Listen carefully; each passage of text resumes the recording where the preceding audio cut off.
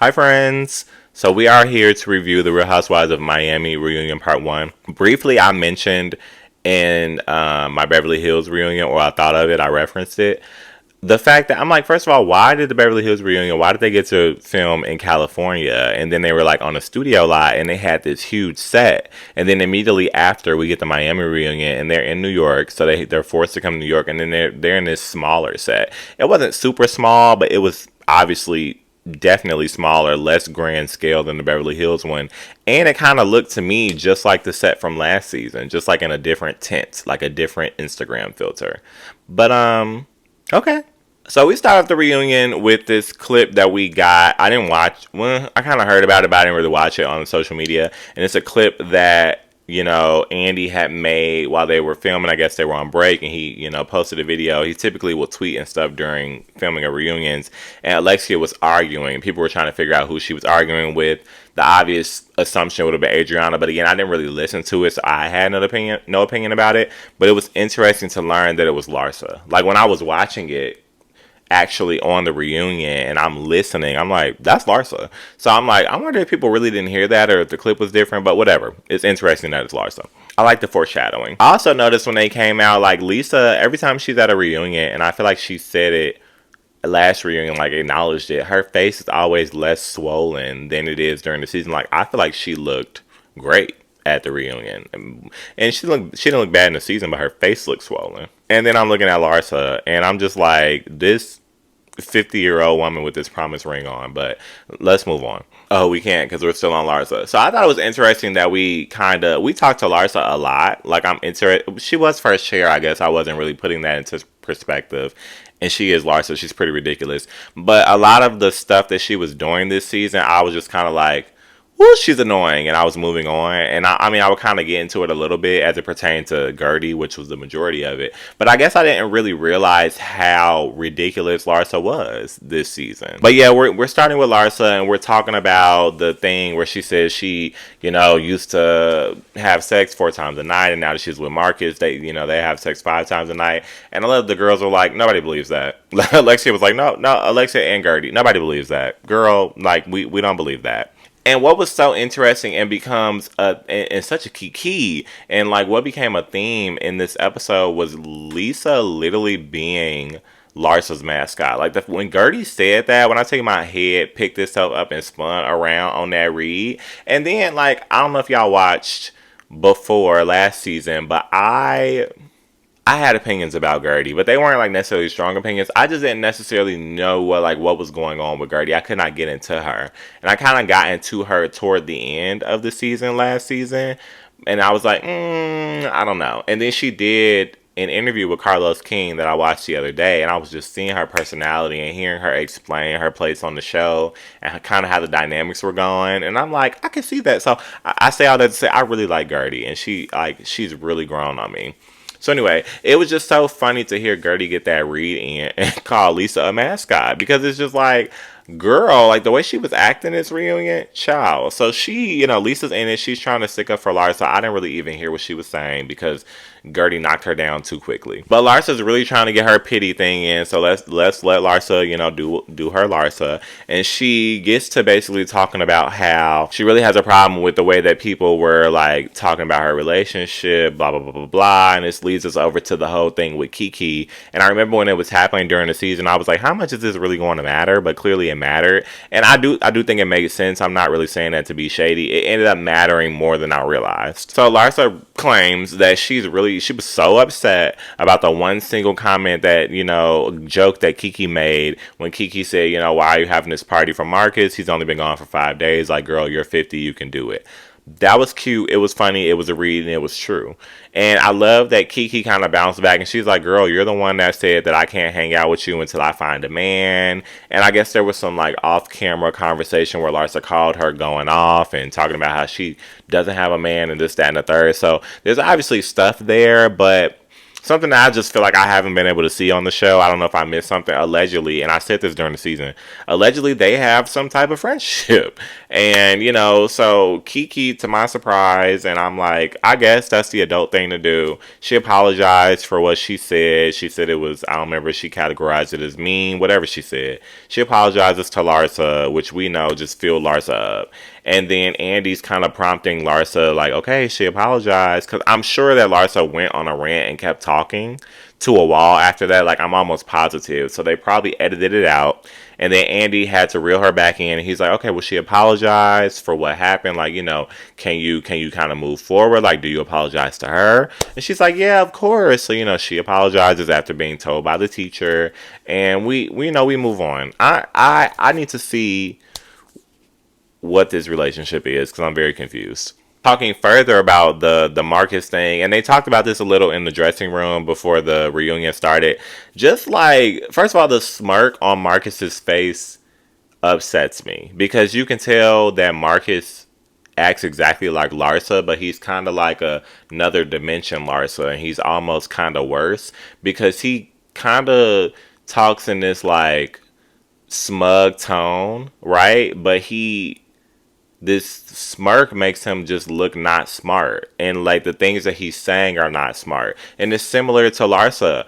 So it's weird. It's like male and female Larsa, but it's like they have this whole thing of like, well, why do people care? Like they really convince themselves that it's a good argument to say, why do people care? Like we don't ask about anybody else's parents. Like why do people care? And Andy's like, his dad's Michael Jordan. He might as well have put a stupid on the end of that. Like y'all can't be serious. Like, and also because you used to be married to one of Michael Jordan's teammates, like you're acting like you don't know what this is about. Like, of course people are going to talk about that. And I love that Andy kind of spearheaded that on the main stage. He's like, we're going to talk about that. Like, that's what I want to talk about. And then she's like, well, that's kind of all we talk about this season. And I'm thinking like, because Larsa, you didn't have anything else going on.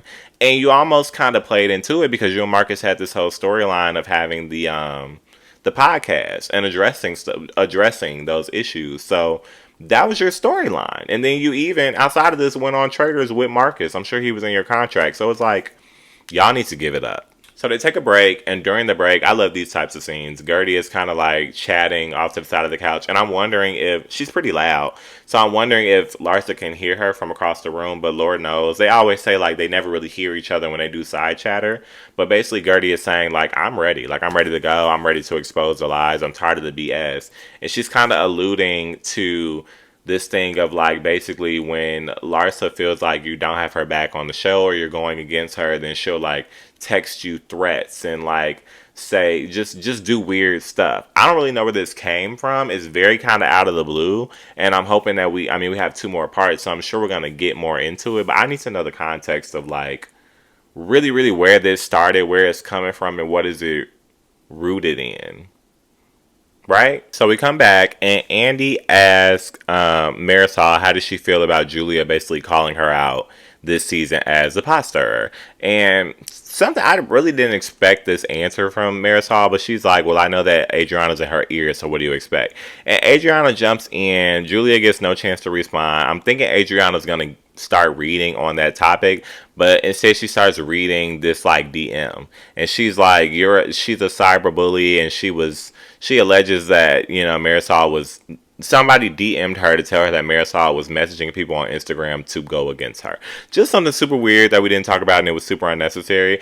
But I can't help but love, like, what do they say on Twitter? They can never make me hate you, Adriana. Like, she is just like the most comical chaos. I can't help myself. But we go back into this like pot stirrer situation, and Marisol's like, listen, a very political answer, and she's like, listen, everybody gossips in this group, like everybody loves gossip, and then eventually like it gets to a point where somebody brings it up on the show. I thought that was a creative way to go around breaking that fourth wall and basically saying like, we hear rumors and we bring them to work, right? Like we say them on the show because that's our job. So kudos to Marisol for that. Great PR. And Adriana's basically, she was just sitting cool this whole part of the reunion. Like, every time she was going back, that's why I just live for her. Like, she, like, sits in the chaos. She isn't just chaos for chaos sake. Like, she's sitting in that chaos. Like, she fully knows. And she's just calmly combating, Marisol, she's like, girl, but you were making up rumors. Like, that's the thing. Like, you're spreading rumors about people. And what was crazy to me was that Marisol had the nerve to tell Adriana to STFU. She's like, we just started. Like, she can't take. She's like, we literally just started. But it's like, you pulled her into it. Like, when the segment, we just took a break, commercial break. We came back from the segment, and you were asked about Julia, and you immediately went to Adriana. Now you want her to shut up because she's eating you up. That's crazy. We get back to Julia though, and Julia gets into this whole thing about the private investigator comment. I forgot she made that comment during the season about Marisol because I kind of just thought it was like a confessional Kiki type of thing, but I guess she was really saying like, I feel like in real life she's very devious and she would go gather information about us. Adriana jumps in and says, well, no, she gets it from her cousin at the airport, something else that we kind of bypassed, so fine. I didn't really live for that part. But we're still talking about the private investigator thing, and the gag was that Andy posted it to the group and says who thinks that she would get one, and 4 people raised their hand. It was Kiki, Lisa, which was a shock, Nicole, which also kind of shocked me that she would say it, and then Adriana. I'm like, oh, girl. And like literally Marisol kind of had nothing to say. But then Andy kind of threw in, which I guess had to be discussed because it was being discussed on Twitter, but I like that it was debunked because that's my bias. But he kind of brings up, well, what about Julia being the pot stirrer? And to me, they gave a bad example. They showed a flashback of Julia, and this is kind of when it started being discussed on Twitter too. The flashback of Julia telling Lisa, like, well, you know, girl, like, we're all kind of fed up with the, you know, the carrying on about the Lenny thing. You know, for me, that felt like they have been arguing about it over and over and over again, and it was not getting through to Lisa. And they get into an environment where Julia can kind of pull her to the side and break that down to her. Now, I feel like Julia has definitely been messy this season. For sure. But I don't feel like that was an instance where she was being messy. I felt like she was genuinely trying to get over a hump as it pertained to Lisa. But the reason I say it was debunked is because the ladies don't really have an issue with it, which is interesting. Like, nobody literally caught issue with it. And then Nicole kind of explains it very well. She's like, you know, Julia is bringing up fact. Like, I mean, she is kind of being messy. She's in the mix for sure, but she's saying factual things and she's just keeping people accountable. Whereas bringing it back to Marisol, you're spreading rumors, like you're making things up. We then get a segment about Todd not coming to the event, which I'm glad we got, but we literally just can't really get any clarity on that because the line keeps moving with Alexia, and she gets into this whole, it's supposed to be an argument against Adriana, and she's just like, yeah, like Adriana's the reason that Todd didn't want to come to the party. But then she goes in more detail and she's like, well, you know, Todd knew that if he came to the party they were going to discuss the video, and even Larsa's across like, okay, so it was about the video. And then Alexia's like, well, no, it's more than that. And she does try to explain it and say, like, specifically, like, you know, Todd had an issue with people, like, discussing our family. And Adriana's like, that's your job. Like, that's what we're supposed to be doing. Like, hello. And Adriana's like, girl, you're just using me as a scapegoat, which was discussed during the season. And I think is pretty obvious. Like, there was, and I love that Larsa clocked her later, but we'll get to that. But it's like, girl, there were multitudes of issues, like, why Todd didn't come. Like, it had nothing to do with Adriana. Come on now. And then she adds to it even more, and she's like, Todd didn't want to come because after last reunion or last season, Adriana was doing press, and she specifically said something about Alexia being transphobic, and she acknowledged that Alexia, you know, didn't accept her apology. The transphobic thing, I don't know what happened with that, and they didn't really address it. And then her telling them that Alexia didn't accept her apology, like, I don't know why there would be beef off that. And I love that Andy was like, but you guys made up during the season, which I talked about at length. You guys made up during the season and act like everything else was good. So now what? Like, what's going on? And Alexia uses an excuse, which I guess is valid, and I'm like, maybe she didn't realize. It's partially valid, but her excuse is, well, she talked about me all season. And it's like, yeah, a lot of it maybe you didn't see because you had to watch the show, but also she did admittedly bring Anna to the group to talk about your finances. So I still feel like if you were going to have an issue with her, you should have been had an issue with her. It's confusing. Like, you mad at her or not, or is Todd mad at her or not? What's going on with your finances? I'm confused. And she also says, like, you know, basically in response to Andy, the only reason she made up with Adriana is because everybody was telling her to. So it's like, That kind because I was thinking that I was tweaking on Alexia, and I'm like, maybe I'm being too hard on her because I kept saying, I'm like, I don't buy this apology tour storyline this season. Like, she's still Alexia, she's still Alexia. And honestly, I was thinking, like, is Alexia different? Like, am I doing too much? But now, like, she just said it. She's like, I only apologize because they told me to. So, and then I really, really liked how Nicole brought up that Alexia had double standards. And she really gets into explaining it. It kind of seemed like Andy was like nodding his head to it. She's like, girl, you don't like people to talk about your finances, but you talked about Lisa's finances. And then you don't like people to talk about your family, but you talked about my mother and my father. So she's like, and Alexia tries to kind of like combat it, but she's kind of like missing the point, which is exactly what Nicole said. She's like, you're missing the point. Like, it was plainly stated from Nicole, like, it is definitely a double standard. And it seemed like everybody, including Andy, agreed. I agree. She then starts doing this thing, Alexia, where she starts. It seemed like this was her moment, right? Like, she's like, oh, this is my moment. Like, let me get into it. Also, it was very interesting at the beginning, as I talk about Alexia, that she's a Taurus. Like, they mentioned at the beginning that Nicole's baby was due at the end of April during Taurus season. And Andy said that his daughter was a Taurus. And Alexia's like, I'm a Taurus. And I'm like, because I'm a Taurus. And what did they say? Tough characters. And I'm like, that is true, but I'm like, I don't see too many. This might be a read. I might be putting a read on myself, but I'm like, I don't see too many similarities between myself and Alexia.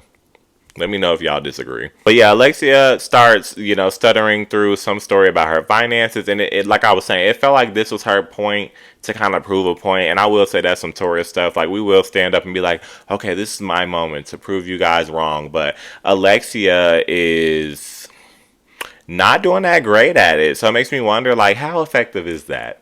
Because then, like, who ran off? Like, Lisa and Nicole ran off to the bathroom. So it wasn't really going well. And we just didn't really get anywhere. But she brought a lease to show that, she leased it and she paid and check, whatever. What's going on with the finances? So we come back, and I do enjoy, like, even though we get the mess in these reunions for Miami specifically, we also get the chaos. Like, this is a very chaotic cast, and we get this part where Adriana is saying this poem, and it did sound very eloquently written, and it did sound like it was meant to be positive. To be honest, I kind of fell out of it towards the end because it was very long. I wish she had shortened it, but I guess it to me, the message, I was hoping that Andy was going to ask her to clarify the message, which I guess he kind of did, but she didn't really answer it that well. But it was kind of like, which made me think maybe she's being shady. That's why she can't explain it well. I don't know. But I picked up that it was like, we all can be stars. We don't have to dim each other's light. I don't know. It probably meant something totally different. But I say all that to say I love the chaos of Adriana. So this whole next segment really becomes about, like, Alexia really trying to prove that she does not lie. And that's like the stubbornness there. Like, literally, I'm going to have to stop talking about this Taurus thing, but it really has opened my eyes to things now. But she's really, like, stuck in this point of, like, I'm not a liar. She's kind of like Larsa like that. Wow, I'm really reading myself right now. But she's kind of like, I'm not a liar. I'm not a liar. And she says, what did she say? I really wish I wrote it down verbatim. She said, everybody in the world knows that I'm not a liar. And Andy and Larsa kind of start keying over that. Andy's like, everybody in the world? Larsa's like, baby. And I'm like, same. So now we get this is classic television. Larsa and Alexia are going back and forth about who's a liar and who's not. And in my humble opinion, these are the two biggest liars on this cast. So I'm just like, this is insane. Like, this is literally the blind leading the blind here. Now this is Gertie's end. So Gertie's like, here it is. Like, Larsa opened up her mouth, like, let's chat. And she's like, honestly, we're going around here talking about pot stirrers and talking about liars. We've touched every single person on this couch. We were working our way down this couch. Honestly, it kind of went in order. And she's like, honestly, the biggest pot stirrer here is Larsa. And she is ready, baby. She's like, Nicole, go. Tell him. And Nicole picks right on up. So I'm like, they really are, because Gertie said it during the season. She's like, that's my best friend. And she said it on her interview with Carlos. And I'm like, I don't really see much of that either. Like, I need to see it, because I don't know. But anyway, then Nicole references this story, which took me a little while to process and follow. But I guess there was a story of back when they were at Alexia's wedding. because she's addressing Alexia, right? She's saying, Alexia, you're doing this whole thing of I'm so honest versus Larsa. So here's your opportunity to be honest. And she's like, we were at your wedding, and Lisa and Larsa got into an argument, and I guess afterwards, and I don't know how this connects, but Larsa ended up calling Alexia and said basically, if you don't have my back, then I can go to the press about you. Like, I will go to the press about you. And she was gonna go to the press about, allegedly people were doing illegal things at the wedding. So she was saying, I'll go to the press if you don't have my back. And so they're like, did that happen? Check yes or no. To Alexia, be honest, tell the truth. You tell the truth, right? Gertie's talking the whole time like, yeah, tell the truth, tell the truth. So, then she's like, well, it felt like she tried to putter into it, but then as soon as Larsa was basically like, tell the truth, like, yeah, tell the truth, you better tell the truth. Alexia's like, well, girl, actually, she's like, actually, what you said was, and I appreciated the fact that she was trying to word it correctly.